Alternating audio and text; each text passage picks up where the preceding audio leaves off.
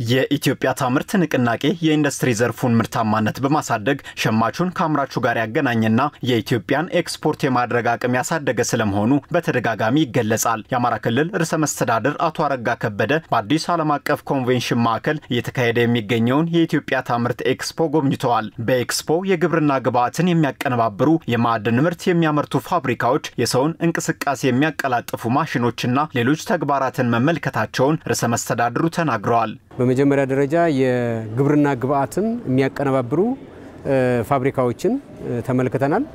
ማለት ለፋብሪካ የሚሆኑ ቁሶች ግብዓቶች አይተናል።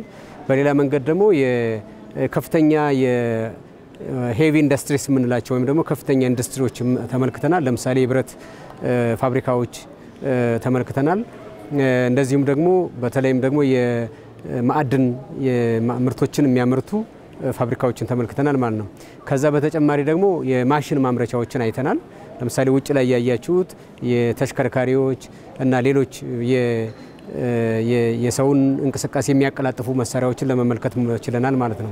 በኢትዮጵያ ታምርት ኤክስፖ በርካታ አስደናቂ ስራዎች እየተከናወኑ መሆናቸውን እንደተመለከቱ የገለጹት አቶ አረጋ በተለይ የኢትዮጵያን እድገት የሚያረጋግጡ ምርትና ምርታማነትን ማሳደግ የሚያስችሉ ግዙፍ ተግባራት እየተከናወኑ መሆናቸውን ጠቅሰዋል። እንግዲህ ይህ ፕሮግራም ቀደም ሲል እንደገለጽኩት ከኔ ከመስመለከት በጣም ከግምቴ በላይ ነው የሆነው። ምክንያቱም ምንድነው እንደዚህ አይነት በጣም ከፍ ያለ የቴክኖሎጂ ፈጠራ ወይም ደግሞ በአገራችን ውስጥ ከፍተኛ ምርትና ምርታማነት ሊያሳድጉ የሚችሉ ቁሳቁሶችን ተመርተ ያየንበት እና ደግሞ ለመጪው ጊዜ የኢትዮጵያ እድገት ለማረጋገጥ በተለይም ደግሞ ግብርናችን በማዘመን እንደዚሁም ደግሞ ኢንዱስትሪ ምርትን በማቀላጠፍ የሀገራችንን ትንሳኤ ወይም የሀገራችን የምትፈልገውን ራዕይ ለማሳካት የሚያስችሉ ነው ያገኘሁት።